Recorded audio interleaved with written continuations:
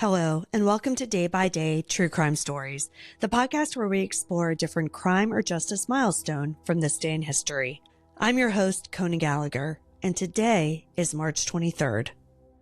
On this day in 1988, 26-year-old Deborah "Debbie" Linsley was brutally murdered while on a train. Despite decades of investigations, advancements in forensic science, and repeated public appeals, her killer remains unidentified. For Deborah's family, the lack of closure has been heartbreaking, and for investigators, this case remains a frustrating mystery. Today, we're going to be asking who was responsible for her murder. Was it a random act of violence, or was she targeted?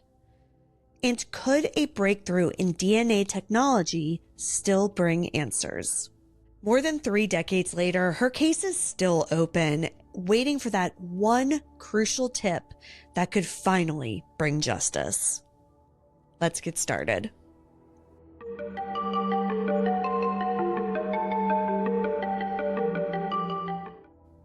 Deborah Ann Linsley was born on October 20th, 1961 in Bromley, Kent, to Arthur and Marguerite Linsley. From a young age, she was described as bright and kind-hearted. She excelled in school, leaving strong A-levels, but Deborah wasn't one to sit still. She had big ambitions. By her mid-20s, she had built a promising career in the hospitality industry. She secured a position as hotel manager in Edinburgh, Scotland. She loved her job and was excited for the future. In March of 1988, she made a trip back home to Bromley to attend a hotel management training course in London. It was also a chance for her to spend time with her family before heading back to Scotland. That afternoon, on March 23rd, Deborah had lunch with her brother, Gordon. It was a normal day filled with conversation and laughter. After lunch, Gordon drove her to Pettswood Station, where she boarded a train to London, Victoria, her last known journey. The 2:16 train from Pettswood to London, Victoria was a typical commuter service, a 4EPB electric multiple unit with individual compartments, each seating 6 passengers. These compartments were self-contained, meaning that the only access was through exterior doors, making them isolated from other passengers. Deborah chose a smoking aloud compartment, likely wanting some solitude for the ride. The train made several stops along the way: Bickley, Bromley South, and Sydenham Hill. Around 70 passengers were on board, scattered across different carriages. Then, at 2:50 p.m., the train pulled into Platform 2 at Victoria Station. What rail staff discovered inside of Deborah's compartment was horrifying. When British rail employees did their routine checks of the train compartments, they came upon a scene of sheer brutality. Deborah was lying on the floor, her body covered in blood. She had been stabbed at least 5 times, including a fatal wound to her heart. Defensive wounds on her hands and arms showed that she had fought fiercely against her attacker. The small enclosed space bore clear signs of a violent struggle. There was blood spattered across the walls, and her belongings were scattered about. The violent scene had an overwhelming sense of chaos and desperation. The murder weapon was believed to be a heavy-bladed knife, measuring between 5 to 7.5 inches. It was never recovered. Deborah's last moments must have been terrifying. A young woman, alone, trapped in a locked compartment, attacked without warning and unable to escape. Everybody was left wondering who could have committed such a horrific crime in broad daylight. From the moment her body was discovered, police faced immense challenges in finding her killer. This was not a random street attack. It happened in a small enclosed space with no obvious witnesses. But detectives did have some leads. A French au pair traveling in a nearby compartment later told police that she had heard a woman's screams for about 2 minutes shortly after the train left Brixton Station, the last stop before Victoria. But in a moment of uncertainty, she didn't pull the emergency cord or report it.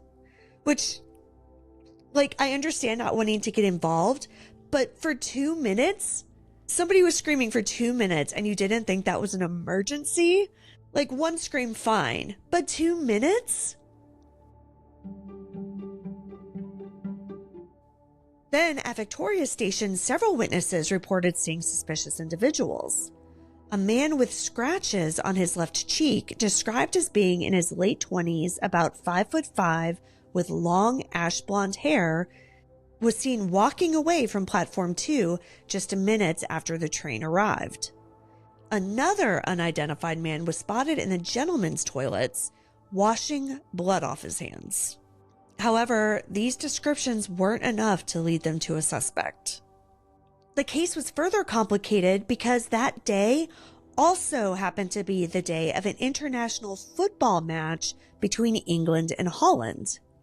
So the scratches and the blood on these men could have come from a fight between rowdy fans and had nothing at all to do with Deborah's case. We just don't know.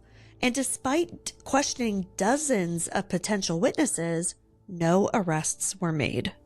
Fast forward to 2002, when advancements in forensic science offered a new lead.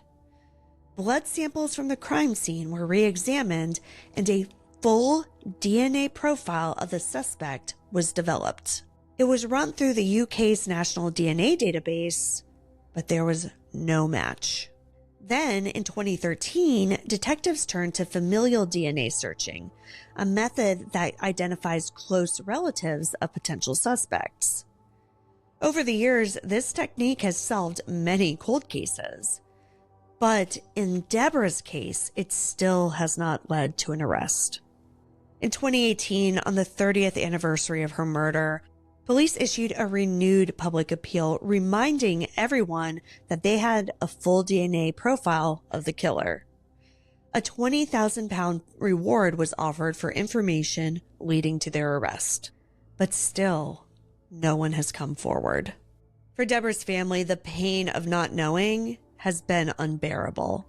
Her father, Arthur Linsley, made a heartfelt appeal, saying, quote, "There must be a partner, relative, or friend out there who knows of someone who returned home with an unexplained injury.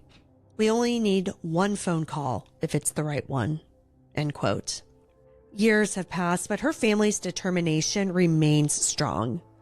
They continue to hope that someone will finally speak up, hope that DNA advancements will finally crack the case, and hope that Deborah's killer will be brought to justice.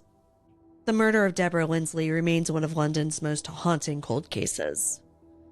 The fact that her killer's DNA profile exists gives hope, though, that one day justice will be served. Thank you for joining me on today's episode of Day by Day True Crime Stories. If this story resonated with you, please subscribe, rate, and review this podcast. And be sure to join me again tomorrow as we explore another significant event in true crime history. Until then, stay safe and remember that behind every headline is a life worth remembering. Day by Day, True Crime Stories is a Little Monster production. Hey, you can do it!